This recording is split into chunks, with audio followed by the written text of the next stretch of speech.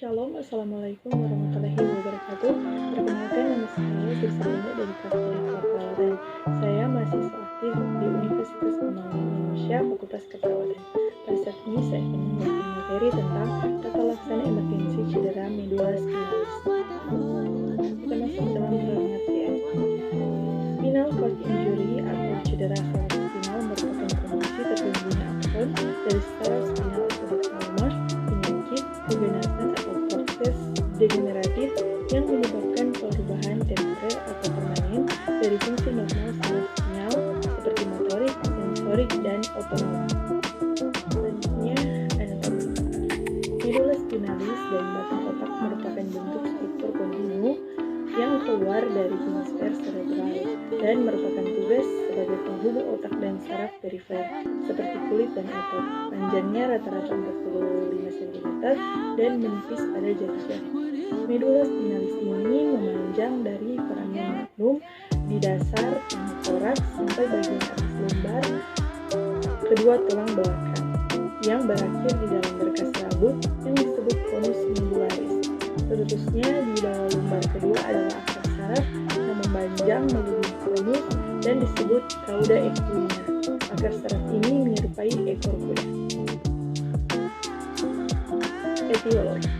Penyebab trauma medula spinalis adalah yang pertama kecelakaan otomobil industri, kedua terjatuh olahraga, ketiga luka tusuk atau tembak, dan keempat tumor. Manifestasi klinis. Jika dalam keadaan sadar, pasien biasanya mengeluh nyeri akut pada belakang leher yang menyebar sepanjang saraf yang terkena. Pasien sering mengatakan takut kalau leher atau punggungnya patah. Cedera saraf spinal dapat menyebabkan gambaran pareidolia atau quadriplegia akibat dari cedera kepala bergantung pada tingkat cedera medula dan tipe cedera. Tingkat neurologi yang berhubungan dengan tingkat fungsi sensori dan motorik bagian bawah yang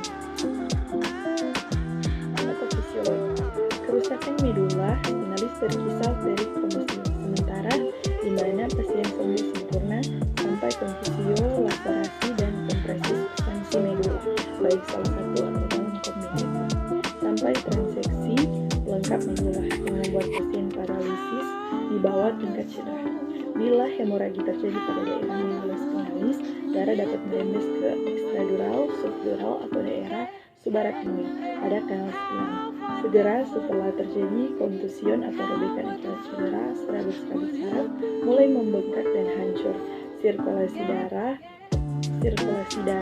ke substansi berusia medula spinalis menjadi terganggu. Tidak hanya hal ini saja yang terjadi pada cedera pembuluh darah medula spinalis, tetapi proses fotogenik dianggap menyebabkan kerusakan yang terjadi pada cedera medula spinalis akut.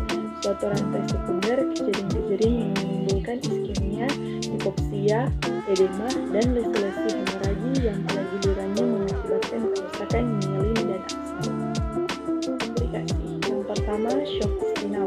Yang kedua, trombosis vena profunda. Dan yang ketiga, komplikasi lain. Pemeriksaan diagnostik. Yang pertama, sinar X spinal. Yang kedua, CT scan.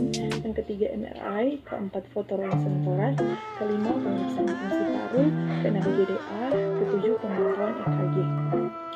Penata laksanaan kedaruratan. Di tempat kecelakaan, korban harus dimobilisasi pada papan spinal atau punggung dengan kepala dan leher dalam posisi netral untuk mencegah cedera komplit. 2. Salah satu anggota tim harus mengontrol kepala pasien untuk mencegah fleksi, rotasi, atau ekstensi kepala. 3. Tangan ditempatkan pada kedua sisi jejak telinga untuk mempertahankan traksi dan kesejaran, sementara papan spinal atau alat imobilisasi vertikal dipasang. 4. Paling sedikit 4 orang harus mengangkat korban dengan hati-hati ke atas papan untuk memindahkan ke rumah sakit. Adanya gerakan memutar dapat merusak medula spinalis irreversibel yang menyebabkan fragmen tulang vertebra terputus, patah, atau memotong medula komplet. Penataksaan trauma medula spinalis fase akut. Yang pertama, farmakoterapi. Pemberian kortikosteroid dosis tinggi, khususnya metilprednisolon, telah ditemukan untuk memperbaiki prognosis dan mengurangi kecacatan bila diberikan dalam 8 jam cedera. Kedua, hipotermia, keefektifan teknik pendinginan atau penyebaran hipotermia ke daerah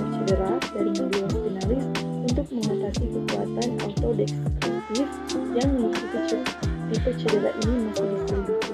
Ketiga, tindakan pernapasan oksigen diberikan untuk mempertahankan PO2 arteri tinggi. Keempat, diafragma pasien. Stimulasi listrik terhadap saraf dapat dipertimbangkan untuk pasien dengan lesis servikal tinggi, tetapi biasanya dilakukan setelah fase akut. 5.